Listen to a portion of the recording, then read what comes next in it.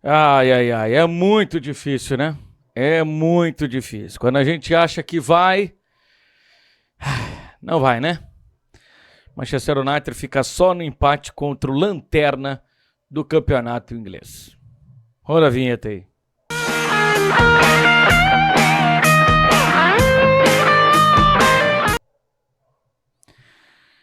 Ai, ai, ai. Não sei nem como é que começa esse vídeo, né? Sempre tem que começar daquele jeito. Saudações, nação Red Devil, sejam todos muito bem-vindos aqui ao canal NTRBR, mas hoje o negócio tá complicado mesmo, né? Tivemos aí um resultado bem atípico, bem diferente daquilo que a gente estava projetando nessa partida diante da equipe do Wolverhampton. Mesmo com um time muito desfalcado, mesmo com vários problemas de lesão de jogadores entregues à Copa Africana de Nações, o Manchester United tinha a obrigação de vencer a equipe do Wolverhampton. O técnico Ruben Amorim, pelo segundo jogo consecutivo, ele faz mudanças no seu esquema de jogo. Ele acaba optando, por entrar num 4-4-2 e acaba colocando Zirkzee e Chesco numa função um pouco mais à frente. No início do jogo, Dorgo por um lado e o Matheus Cunha pelo outro. A dupla de volantes Casemiro e também o Ugarte, a linha de defesa, com o Dalot pelo lado direito, o Shaw pelo lado esquerdo, a dupla de defesa com o Lisandro Martinez e também o Raven e, claro, o goleiro Lames. Por que eu começo pela frente, Porque é a parte ofensiva que agora também nos preocupa, A gente tem o volume, mas só que não está conseguindo ser objetivo, Criou a oportunidade, não consegue colocar, não consegue converter. E isso está nos custando muito caro, A gente está perdendo pontos em casa, A gente teve 3 jogos que eram jogos para vencer e a gente acabou tomando pau dentro de casa, que foi no jogo contra o Bournemouth, quando a gente empatou em 4-4, no jogo contra o West Ham, que a gente empatou em 1-1, e agora nesse jogo contra a equipe do Wolverhampton. Uma curiosidade é que as 3 equipes vinham de sequências ruins dentro do campeonato. Para vocês terem uma noção, para ainda aumentar o tamanho da frustração, o tamanho do vexame do Manchester United na partida desse último dia 30, que o Wolverhampton vinha de 12 derrotas consecutivas. Desde outubro, o time não somava ponto, que foi justamente no jogo diante da equipe do Brighton. Então, é uma vergonha atrás da outra, O Manchester United não cansa de dar de mão aberta na cara do seu torcedor. Claro que a gente precisa fazer os descontos em relação aos desfalques. A gente teve vários jogadores que seriam alternativas do banco de reservas e que também acabaram se machucando. Eu estou falando no caso do Mason Mount, que ficou de fora da partida contra o Wolverhampton. Queira ou não, ele é do lugar, ele é um meia, ele é um organizador. Então as coisas podem circular na volta dele. Então seria importante ter a presença dele no jogo, por mais que o Mason Mount não seja esse suprassumo do meio-campismo do futebol mundial. Mas ele é do lugar, é da posição, então é óbvio que ele poderia render alguma coisa. O que chama atenção é que há muitas mudanças táticas dentro do jogo e não há uma repetição.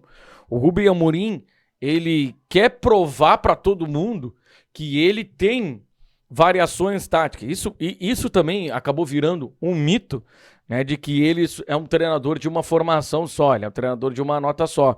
Quem acompanha os times com mais tempo e principalmente tem uma visão um pouco mais tática daquilo que a gente está vendo, notou que o Ruben Amorim, de uns 2 meses para cá, mais ou menos, ele tem feito muitas mudanças táticas. O time tem um modelo, e o modelo dele, ele acredita que o que funciona é a linha com 3 zagueiros. E a partir desse momento, há muitas variações e ela vai se acomodar conforme o adversário.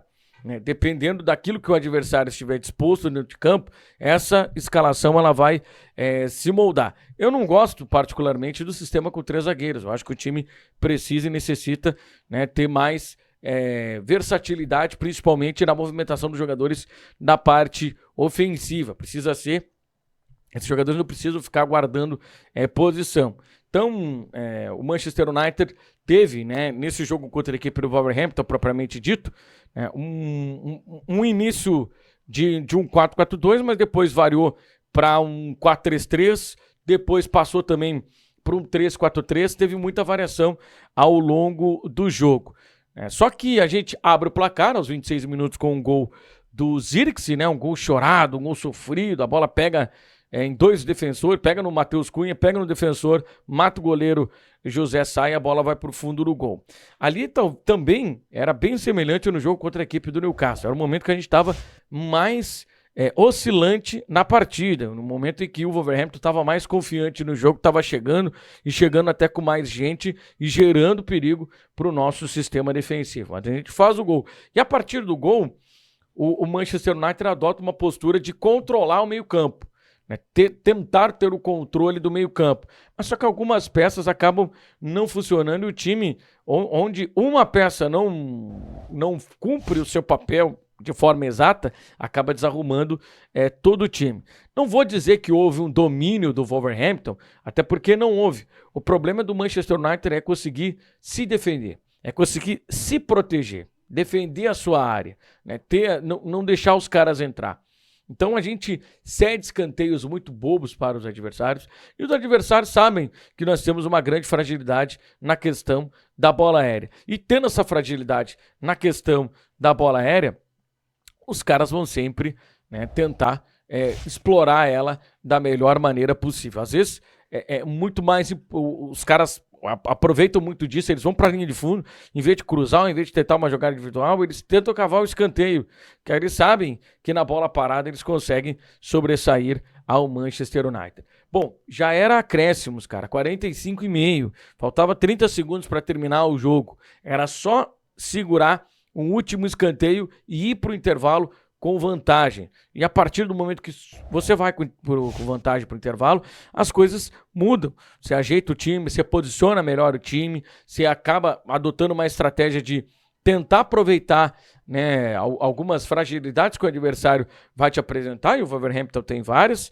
Né? Daqui a pouquinho aproveitar mais um pouco o contra-golpe, porque o Wolverhampton vai querer sair, vai querer atacar, vai querer te golpear. Mas aí o que acontece? A gente toma um gol no último lance do primeiro tempo. E aí aquilo que era pra gente ir com vantagem, pra voltar com uma outra postura pro segundo tempo, uma postura um pouco até mais reativa, a gente tem que voltar pro segundo tempo com uma postura mais propositiva. E aí, né, o jogo se acomoda pro time do Wolverhampton, que vou baixar minhas linhas, vou me defender e vou tentar especular no ataque. E vou tentar fazer alguma coisa ofensiva. No intervalo, né, aconteceu alguma coisa com o Zirkzee, ele acabou ficando no vestiário, não volta para o segundo tempo, voltou o Jack Fletcher, um meia, né, um mais meia, um jogador que é meia ponta, né, não é tão meia organizador, não é tão ponta, mas ele é um cara que é de meia ponta, que ele parte sempre da ponta para dentro. Não foi bem, né, não foi bem, não entrou bem, ainda, né, titubeante algumas decisões. É claro que na partida contra o Wolverhampton ele é mais participativo, ele consegue tocar mais na bola do que em relação à partida contra o Newcastle, mas ainda muito cru, tomando decisões erradas, né? E aí o Manchester United tentou, né, só com essa entrada do Jack Fletcher, agredir a equipe do Wolverhampton, e o Wolverhampton adotando aquela postura, né, baixando as suas linhas, né, fechando ali a linha com 3 zagueiros, deixando seus alas, né, o Chachoá pelo lado direito e também o Hugo lá pelo lado esquerdo, né? O Hugo Bueno pelo lado esquerdo, fechando praticamente uma linha de 5. E a gente sabe que o Manchester United tem muita dificuldade para conseguir fazer penetrações, para conseguir entrar dentro de defesas, né? Então, acaba encontrando muitas dificuldades. E foi o que acabou acontecendo. Só que, né, o Wolverhampton sempre deixava uma válvula de escape, né? E essa válvula de escape era o Hwang, né? O Hwang conseguiu, em alguns momentos, quebrar as nossas linhas. Não foi nada perigoso assim, né? Até metade ali do primeiro tempo, mas ele conseguiu, né, levar um pouco de perigo e gerar sempre uma preocupação para a nossa defesa. Mas ali na metade do segundo tempo, o Rubem Amorim tenta dar um all-in, né? Ele tira o Gart, coloca o Mantato, e aí, como ele tá abrindo o time, o que ele faz? Ele não vai ficar com o zagueiro cansado, principalmente pelo lado direito, né? Ele tira também o Raven, coloca o Yoho, aí tem um zagueiro com fôlego para justamente ocupar aquele espaço, porque era ali que o Wolverhampton ia tentar atacar. E foi o que aconteceu mesmo. Em 2 oportunidades, o Wolverhampton atacou forte e chegou pelo lado esquerdo, iniciando a sua jogada pelo lado esquerdo. Em várias oportunidades ali, o Yoho conseguiu fazer a cobertura. Mas é aquele negócio, né, gente? A gente chega na entrada da área, na intermediária do time deles, e a gente sempre acaba tomando as piores decisões possíveis. Não é assim entendível, porque os caras chegam na frente do gol, em vez de passar, eles chutam. Tem 300 bonecos na frente deles, não dá pra chutar, trabalha a jogada, tenta arranjar o espaço, fica circulando até esse espaço aparecer. Alguém vai querer dar o bote, alguém vai querer te tomar a bola, e tu tenta, né, lançar essa bola no espaço vazio. É como um xadrez, você tem que mexer nas peças no tabuleiro para poder você conseguir, né, a dama. Não adianta nada ficar tentando de forma precipitada.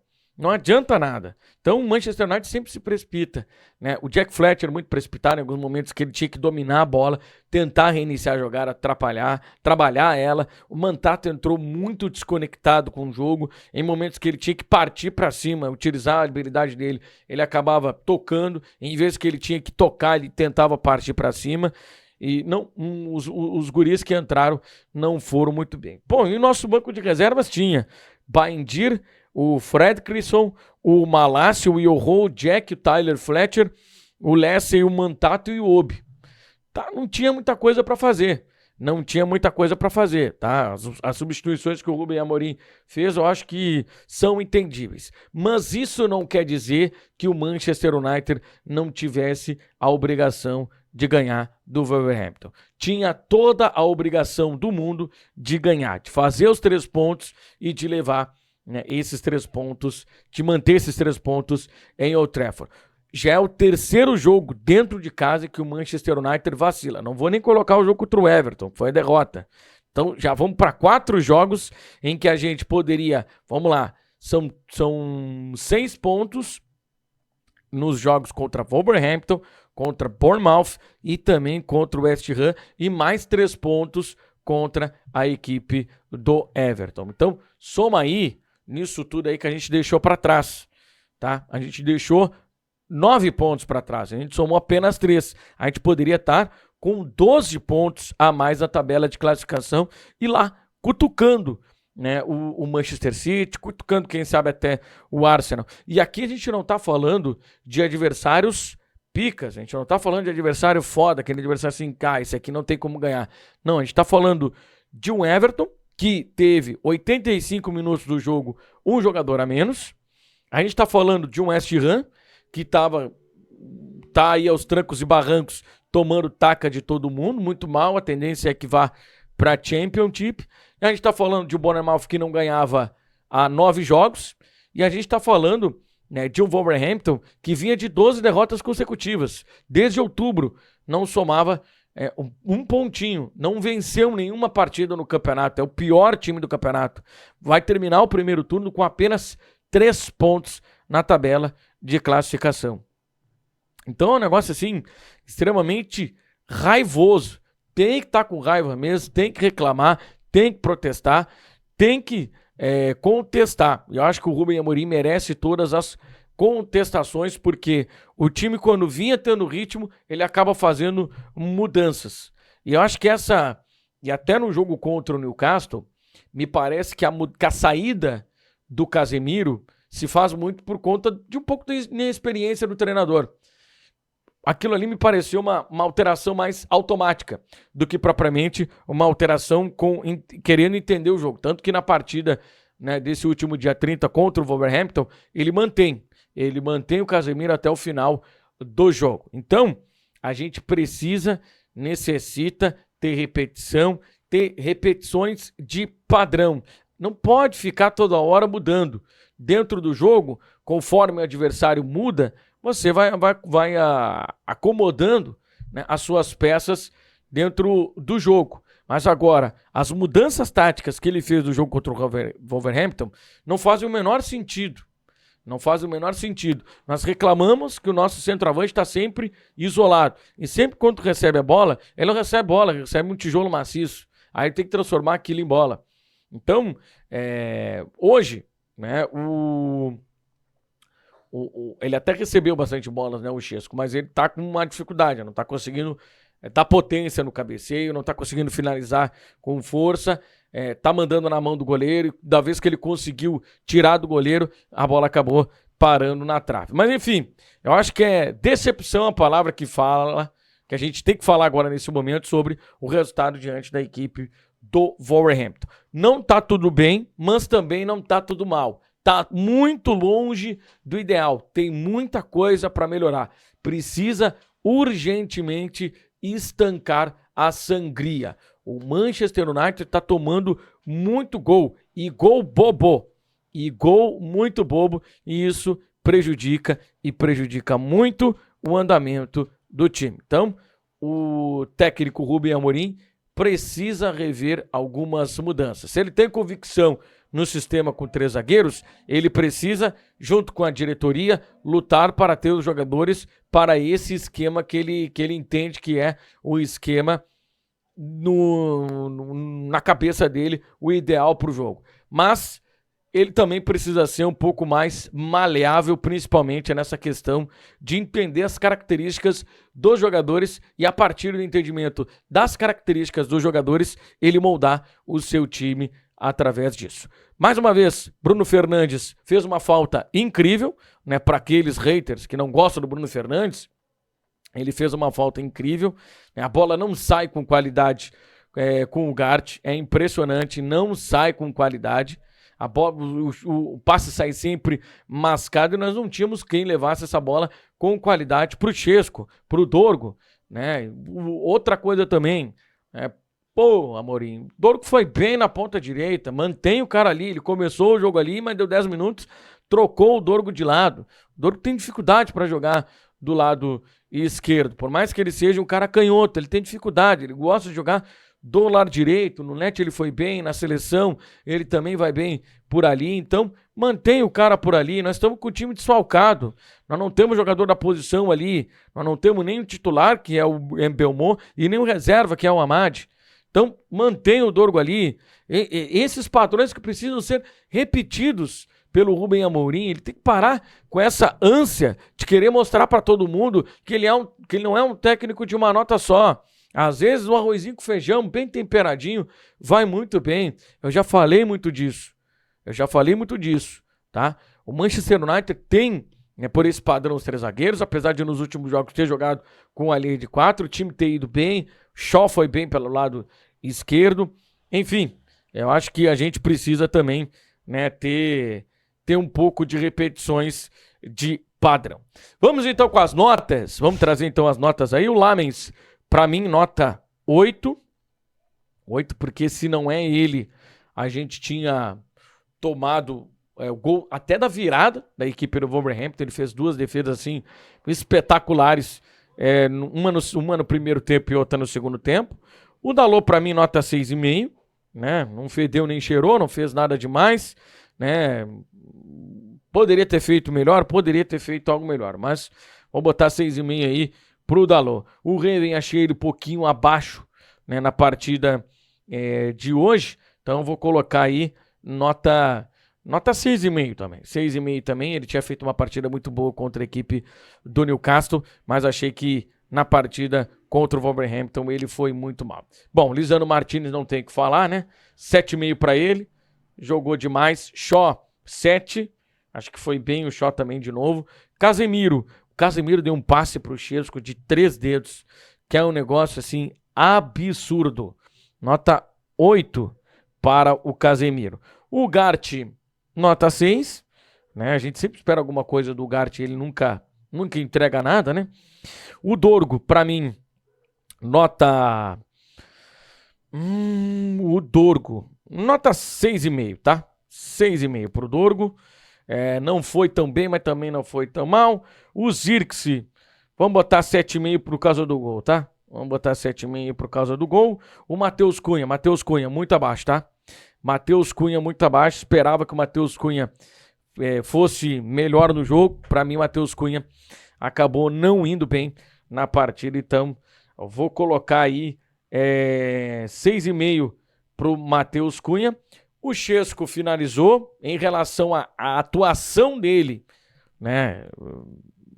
Ele no comparativo com ele mesmo, ele de frente, no espelho, de frente com o Chesco, eu acho que ele foi melhor do que em relação aos últimos jogos, principalmente no jogo contra a equipe do Newcastle. Então vou dar aí 6,5 pro Chesco. Bom, Jack Fletcher, mal, hein? 45 minutos, 5,5 para ele. 5,5 para ele. O Yoho, vou dar uma nota 6, né? Ele entrou bem no segundo tempo.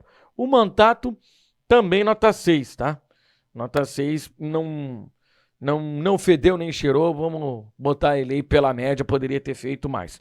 E aí vocês olhem que nós fizemos apenas 3 trocas das 5 possíveis que nós teríamos direito, porque no banco de reservas eles não nos oferecem absolutamente nada.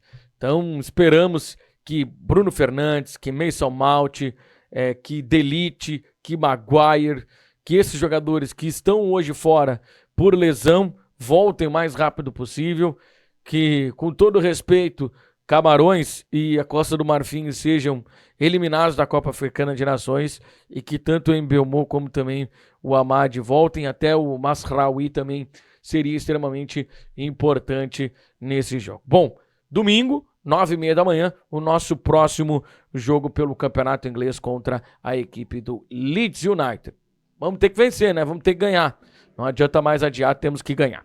Beleza, pessoal? Então tá, te inscreve aí no canal, ativa as notificações clicando no sininho, deixa o teu like, comente, compartilhe, deixa aqui embaixo as notas aí, se você concorda com as notas, se você discorda de alguma coisa, sempre dentro do respeito. Beleza, pessoal? Uma boa virada de ano, um bom 2026. Espero que essa desgraça desse time chamado Manchester United Football Club resolva virar a porra da chave e que também resolva nos dar alegrias em 2026. Um forte abraço e até.